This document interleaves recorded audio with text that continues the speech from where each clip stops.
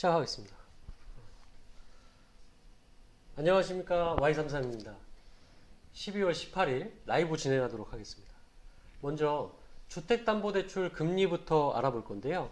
오늘 금리 어떻게 되죠? 간단하게 최저금리 안내해 드리겠습니다. 오늘자 1금융권 주택담보대출 최저금리는 매매 기준 3.89, 일반 가계자금 3.91%입니다. 보험사는 4.87%고요. 네. 이것까지는 어제랑 같아요. 그렇네요. 예. 네. 전세자금 대출이 3.92%로 조금 내려갔습니다. 조금 내려간 거. 네. 그럼 금리는 안내 드렸고, 오늘 또 여러분들이 궁금해하실 만한 그런 알고 계시면 좋을 내용을 준비하셨다고. 네. 네. 오늘은 대출금 상환 방식에 대해서 알아보겠습니다. 네. 뭐 많은 분들이 알고 계시겠지만 차이점이나 장단점 간단하게 한번 설명드릴게요. 네. 상환 방식의 종류를 보자면 대표적으로 만기 일시 상환, 그리고 원리금 균등 분할 상환, 원금 균등 분할 상환, 체증식 분할 상환, 거치 후 분할 상환 이렇게 나눌 수 있겠는데요. 5개 정도로 나눌 수 있나요? 네, 5개 정도로 네. 5개 정도로 나눌 수가 있어요. 네. 근데 이거 발음이 너무 어려워서 네. 뒤에 분할 상환은 좀 빼고 얘기하겠습니다. 네. 네, 어려워요. 좀 봐주세요. 알겠습니다. 네.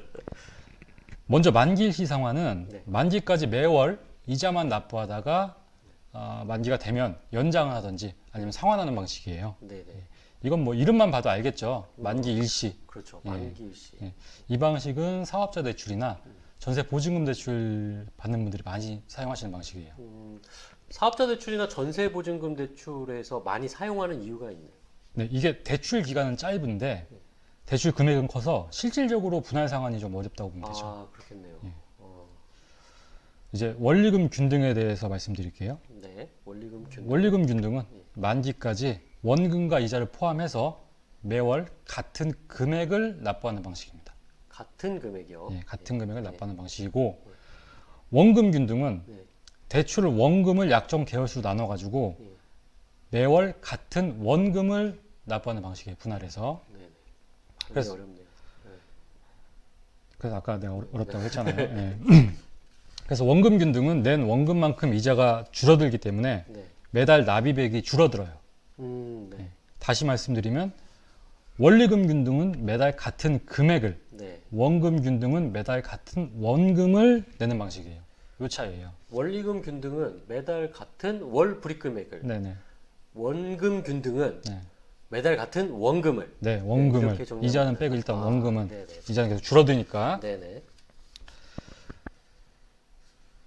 참고로 예. 원리금 균등도 매달 원금이 나가는데 네네. 왜 납입 금액이 월 납입 금액이 줄어들지 않는지 궁금해하시는 분들도 계실 거예요. 궁금해하신 분들이 네. 있겠죠. 네. 네.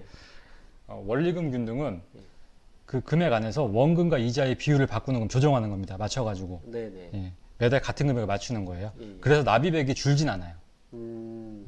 그렇죠. 예. 네. 다음으로 체증식 분할 상환이 있어요. 체증식 분할 상환이요. 예. 예. 만기시까지 매월 원금이 네. 늘어나는 방식입니다.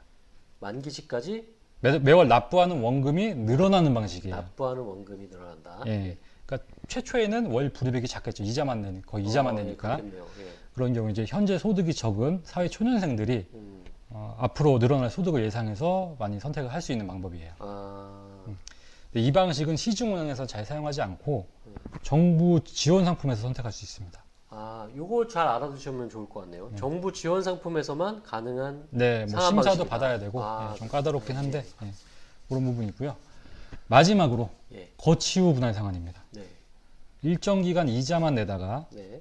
원리금이나 원금 균등으로 바꾸는 거죠. 네. 거치 기간이 따로 있는 게 아니고 대출 만기 기간에 포함되기 때문에 뭐 예를 들어 30년 만기 상품이면은 네. 1년 거치 후 29년 분할 상환, 네. 40년 만기 같은 경우에는 1년 거치 후 39년 분할 상환 이런 식으로 되는 거예요.